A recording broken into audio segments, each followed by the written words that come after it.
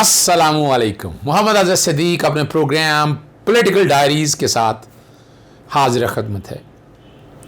बहुत अहम इशू है जिस पर गुफ्तगू करनी है और ये वक्त की ज़रूरत है। देर आए दुरुस्त आए। सदर पाकिस्तान ने ऑर्डिनेंस पे दस्तखत कर दिए हैं और ये मेरे सामने न्यूज़ क्लिपिंग है जो बैकग्राउंड पे चल रही होगी। और ये 60 दिन के अंदर अंदर मेंबर पार्लियामेंटेरियन, सूबाई असेंबली का मेंबर हो, नेशनल असेंबली का मेंबर हो, सेनेट का मेंबर हो, उसने हलफ लेना है। और अगर वो हलफ नहीं लेता तो सीट खाली हो जाएगी। बातें मैं बाद में करूंगा, पहले ज़रा इसहाक डार ने जो ट्वीट किया बैकग्राउंड पे वो चल रहा होगा, और जो इसहाक डार ने जो गुफ्तगू की है ज़रा पहले वो सुन लें ताकि मैं इसका जवाब आईनी और कानूनी तौर पर दे सकूं। बिस्मिल्लाहिर्रहमानिर्रहीम। अस्सलातु वस्सलामु अलैका या खातमुन नबीय्यीन।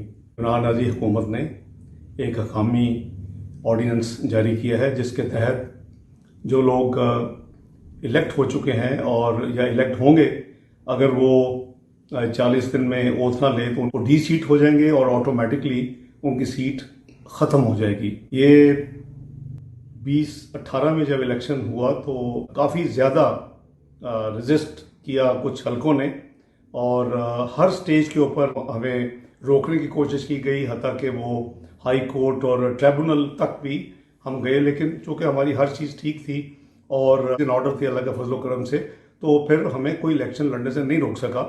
जब मेरा इलेक्शन मैं जीत गया मुस्लिम लीग नून की टिकट पर, तो उसके बाद 9 मार्च को जो है उसकी जो नोटिफिकेशन जारी हुई 9 मार्च 2018 को, तो फिर ये लोग अपने माजी के चहेते चीफ जस्टिस के पास पहुंच गए और उसमें फिर उन्होंने एक पॉइंट पे जाके तो उस नोटिफिकेशन को मुअत्तल कर दिया, सस्पेंड कर दिया।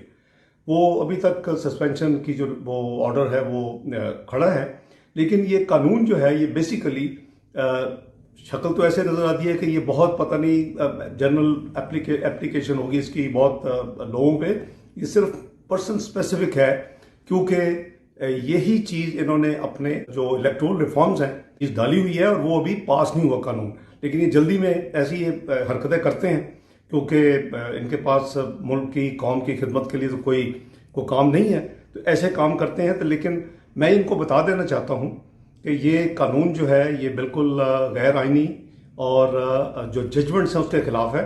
ये जो सस्पेंशन ऑर्डर था फॉर्मर चीफ जस्टिस का वो भी आइन और कानून के खिलाफ है और हम इसको चैलेंज करेंगे एपेक्स कोर्ट्स में और इंशाअल्लाह हमें फतह होगी, क्योंकि आगे भी ये नाकाम हो और इंशाअल्लाह अब भी ये नाकाम होंगे। तो ये किसी गलतफहमी में ना रहे कि हम इनको प्लेट में ये सीट पेश कर देंगे। इंशाल्लाह ये सीट मुस्लिम लीग नून की और मुस्लिम लीग नून के पास रहेगी। बहुत शुक्रिया जी, आपने इसहाक डार की गुफ्तगू सारी सुन ली। पहले मैं आपको लेके चलता हूँ। ये है आईने पाकिस्तान 1973। इसका है आर्टिकल 59। कई लोग कहते हैं कि यार मैं पढ़ा रहा होता हूँ, लेकिन आप लोगों को पता होना चाहिए, आप लोगों को समझ आनी चाहिए सारी चीज़ों को सामने रखते हुए। आर्टिकल 59 जो बात करता है सेनेट की, सेनेट में 104 मेंबरान होंगे। वो तरीक़ाकार बताया, 3-3 साल के लिए आते हैं। मैंने पहले भी अपने प्रोग्राम में बड़ी तफसील के साथ आपके साथ डिस्कस किया है और इसमें बड़ी क्लैरिटी के साथ है कि कौन कौन से आने। और उसमें देखें 14 मेंबरान जो हैं वो सूबाई असेंबलियों से आएंगे, 8 जो हैं वो ट्राइबल एरिया से आएंगे, 2 जनरल सीट है, 1 खातून की है, 1 टेक्नोक्रेट है इंक्लूडिंग आलम वफाकी हुकूमत से होंगे, और 4 ख़वातीन अलहदा से वो सूबाई असेंबली मुंतखब करेंगी। ये जो वफाक से आएंगे ना वो नेशनल असेंबली मुंतखब करती है। 4 टेक्नोक्रेट्स हैं इंक्लूडिंग उलमा जो सूबाई असेंबली मुंतखब करती हैं, 4 गैर मुस्लिम हैं और हर एक सूबे से वो मुंतखब करती हैं। हर एक सूबे से एक जो है गैर मुस्लिम मुंतखब होता है। और प्रोपोर्शनल सिस्टम है रिप्रेजेंटेशन का, कैसे वोट पड़ने है, वो मेरी पुराने प्रोग्राम अगर आप देख लेंगे तो आपको क्लियर आ जाएगा। और सेनेट जो है ना, अगर कौमी असम्बली तहलील भी हो जाए ना तो ये तहलील नहीं होती है, ये आईन पाकिस्तान 1973 कहता है। इसी में मैंने आपको आगे लेके चलना है आर्टिकल 65 पे। 62 63 में बाद में आऊँगा मैं। 65 आर्टिकल जो है ज़रा ध्यान से सुनना है। Oath of members, a person elected to the house. House mean parliament, parliament mean national assembly and senate. Shall not sit, बैठ नहीं सकता, और वोट नहीं दे सकता until he has made before the house oath in the form set out in the 3rd schedule. तीसरे schedule में दिया गया हल्फ के मुताबिक। आर्टिकल 59 भी बैकग्राउंड पे चल रहा होगा, आर्टिकल 65 भी बैकग्राउंड पे चल रहा होगा, हलफ भी चल रहा होगा। और हलफ कितना ज़रूरी है, यानी ये नहीं आप मुंतखब हो जाएं, आप कहें मुंतखब हो गया हूँ मैं 5 साल के लिए मुंतखब हो गया हूँ। भाई आपने एक्टिव पार्टिसिपेशन करनी है। क्या करनी है वो मैं साथ बताऊंगा आपको अभी। आई नाम लिखा जाएगा, do solemnly swear that I will bear true faith and allegiance to Pakistan. Pakistan के साथ क्या करना है और किस तरह प्यार मोहब्बत आपका होना है, एलिजियंस होना है, फेथ होना चाहिए आपको। और as a member of senate मैं अपने फंक्शन जो है honestly to the best of my ability, faithfully in accordance with the Constitution of Islamic Republic of Pakistan and the law and the rules of Assembly or Senate, and always in the interest of sovereignty, integrity, solidarity, well-being and prosperity of Pakistan. That I will strive to preserve the Islamic ideology is the basic for the creation of Pakistan. That I will preserve, protect and defend the Constitution of Islamic. अब यहीं से अंदाज़ा लगा लें ये कितना अहम है, आप लोगों को बताना इसलिए ये ज़रूरी है। अब हम आते हैं कि अगर एक मेंबर मिसाल के तौर पर वोट पढ़ते हैं, आपको पता है नेशनल असेंबली और सेनेट का काम क्या, कानून साजी करना। सादा अक्सरियत से कानून साजी होनी है। और नेशनल असेंबली में बिल आ गया तो पहले नेशनल असेंबली में, फिर सेनेट में जाएगा, अगर सेनेट में आ गया तो सेनेट से। यानी सिर्फ सबसे जो अहम काम है वो मैंने आपके सामने कानून साजी रख दी है। और इसको ज़्यादा क्लियर करने के लिए आर्टिकल 63 ये भी देख लीजिएगा, वो डिफेक्शन क्लॉज है, कितनी अहम है। यानी पार्टी कहती है कि ये वोट डालें और आप नहीं वोट डालेंगे तो आप फारग हो जाएंगे मेंबरशिप से। ज़रा समझिएगा बात को, आईनी जिम्मेदारी है ये। वो वैसे तो कई लोग कहते हैं ना आइन तोड़ा, शायद कगार बासी कहने लगे जी वोट चोरी को लाया, आइन तोड़ना, आर्टिकल 6 पढ़ लिया करें। उर्दू, अंग्रेज़ी, पंजाबी, मैं बार बार कहता हूँ, उर्दू में, फ़ारसी में, पंजाबी में, सिंधी में, संस्कृत में, ये सारा आप आईने पाकिस्तान ट्रांसलेट करके देना चाहिए। यहाँ देखें ना, यहाँ क्या करना है, वोट डालना है पार्लियामेंट लीडर की मुखालफत के बाद। कौन कौन से कामों में, 3 काम दिए हुए हैं, इलेक्शन ऑफ प्राइम मिनिस्टर या चीफ मिनिस्टर, अदम एतमाद दोनों हाउस में, प्राइम मिनिस्टर या चीफ मिनिस्टर का, एंड मनी बिल और द कॉन्स्टिट्यूशन। आप हलफ ना ले और एक वोट कम पड़ जाए, आप मनी बिल ना पास कर सके, आइन तोड़ना है या नहीं तोड़ना है। बातें जितनी मर्जी करा लें उधर से कि जनाब वो ले लें मेरे से अपना बायोमेट्रिक पे ले लें, या सॉरी वीडियो कॉन्फ्रेंस पे ले लें। जनाब आपने पार्लियामेंट की कार्रवाई में हिस्सा लेना है, आपको मुंतखब इसलिए गया है। आईनी और कानूनी जिम्मेदारियां क्या हैं आपके जिम्मे, ये आईने पाकिस्तान 1973 पढ़ लेना चाहिए। और आपका बोझ क्यों कौन बर्दाश्त करे जब आप आना ही नहीं चाहते। और मज़ेदार की बात है, फिर तो कोर्ट की प्रोसीडिंग भी इस तरह होना चाहिए, ट्रायल एंड एब्सटेंशियल नहीं हो सकता नैब में, पता है आपको, याद रखना, आप नैब की कोर्ट में पेश नहीं होते।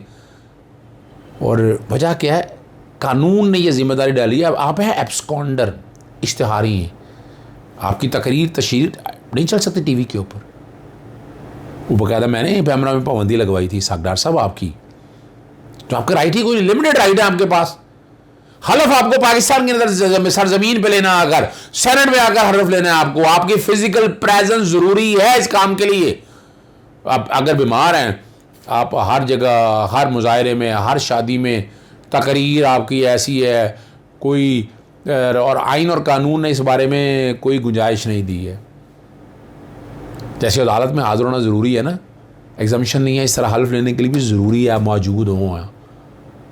वो आइन में जब आप तरमीम आएँ, अगर तरमीम कर दें 2/3 अक्सरियत से, फिर आगे है कि आइन में तरमीम करनी हो तो 2/3 अक्सरियत की ज़रूरत है। तो कितनी ज़रूरत है, आप रिप्रेजेंट ही नहीं कर सकते। आपको तो वैसे ही छोड़ देना चाहिए सागदार साहब, इस्तीफ़ा दे देना चाहिए आपको। आर्टिकल 63 आपको इसलिए पढ़ें, फिर आर्टिकल 230 अगर आप आज आइन में तरमीम करनी है, आइन पाकिस्तान 1973 में अगर तरमीम करनी है, वो भी समझना बड़ा ज़रूरी है।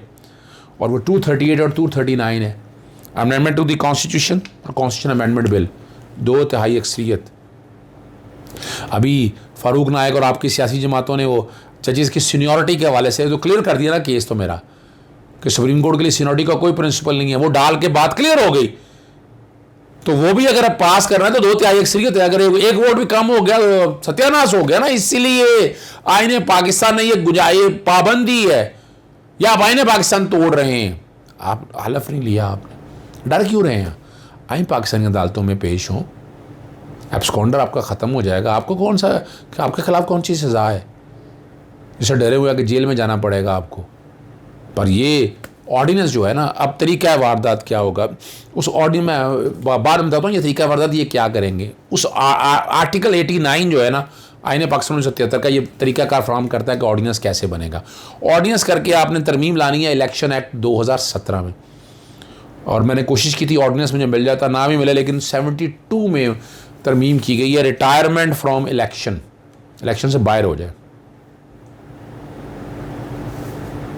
ठीक है जी, कैंडिडेट बाहर आ जाता है, इलेक्शन से पीछे हट जाता है, तो ये तरीक़ाकार है। इसमें आप हलफ नहीं लेते, आप इसमें तरमीम करेंगे।